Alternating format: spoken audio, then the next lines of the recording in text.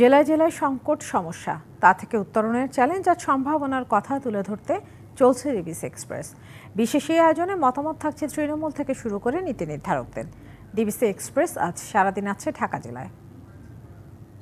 CSRM নিবেদিত DBC express আজকে আমি সকাল থেকে কিন্তু বাসাবো এলাকায় রয়েছে এবং বাসাবো এলাকার যে সড়কটি রয়েছে, মূল সড়কটি, সেই সড়কটির অবস্থা খুবই জরাজীর্ণ।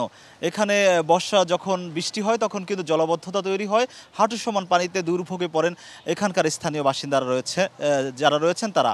আমরা এখানে স্থানীয় যেসব বাসিন্দা রয়েছেন তাদের সঙ্গে একটু কথা বলবো এবং জানার চেষ্টা করবো আসলে এই যে কী ধরনের আসলে সমস্যার সম্মুখীন হচ্ছেন এই সড়কের কারণে। এটা আসলে কি আমাদের অনেক দুর্ভিক্ষ, আমাদের খুব সমস্যা হচ্ছে, কারণ এই রাস্তাটা প্রতিদিন যে একটা অবস্থা তা কোনো বলার কোনো অবকাশ নাই।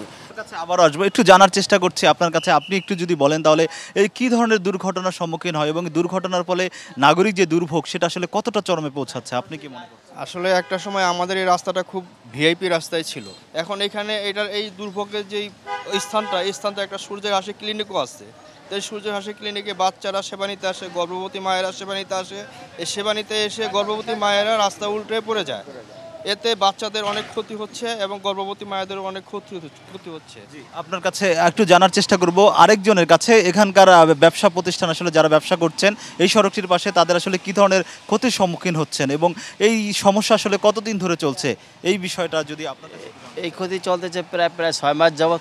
পুরো ব্যবসা প্রতিষ্ঠান একদম ধস নামতেছে। আমাদের ব্যবসা প্রতিষ্ঠান খুব খারাপ। আমরা ব্যবসা আগে প্রায় 40-50 হাজার টাকা বিক্রি হতো, 1 লাখ টাকা বিক্রি হতো, সেই জায়গায় এখন প্রায় 20-25 হাজার টাকা বিক্রি আছে। রাস্তাঘাটের পরিস্থিতি খুবই খারাপ, রাজনৈতিক আমরা খুব সমস্যার মধ্যে আছি ব্যবসা বাণিজ্যের অবস্থার জন্য আর কি।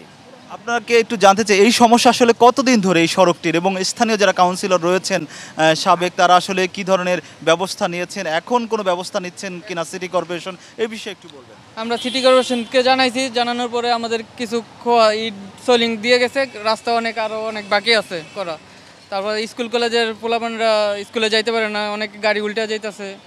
তারপরে হসপিটালের রুগীরা যেতে পারতেছে না। আবার অনেক সাধারণ জনগণের যারা আছে, অনেকে মোটরসাইকেলে বাইক নিয়ে উল্টে পড়ে যায়। আপনার কাছে একটু যেতে চাই যে আসলে আপনাদেরকে এই সমস্যার সমাধানের জন্য আপনারা বারবার জানিয়েছেন, আসলে আপনারা এখন আপনাদের চাওয়াটা কি যদি একটু বলেন। আমাদের চাওয়া যে রাস্তাটা সুন্দরভাবে কার্যকরভাবে কাজটা শিখুক। এই রুটটায় প্রচুর গাড়ি আওয়া যাওয়া করে, ঠিক আছে। মুগদা রুটটা বন্ধ, তার জন্য ঠিক আছে সব রাস্তা বন্ধ, আমরা গাড়ি নিয়ে আসতে পারি না। এই গাড়ি নিয়ে বনশ্রী দিয়ে রামপুরা দিয়ে ঘুরে আমরা গাড়ি নিয়ে পাই। ধন্যবাদ। আসলে যেমনটা বলছিলেন এখানকার স্থানীয় বাসিন্দারা যেটা বলছেন যে তাদের এই দুর্ভোগ আসলে দীর্ঘদিনের। এই রাস্তাটি আসলে বারবার সংস্কারের কথা বলা হলেও কিন্তু সংস্কার করা হচ্ছে না। তারা চাচ্ছেন দ্রুত সময় বাসাবো রাস্তাটি সংস্কার করে তাদের আসলে জীবনমান উন্নয়ন করার। আপনাদের একটা বিষয়টা জানিয়ে রাখি যে সিএসআরএম নিবেদিত ডিবিসি এক্সপ্রেসের পরবর্তী আসলে নিউজে আসলে ঢাকার আরেকটি এলাকার দুর্ভোগের খবর আমরা জানাবো।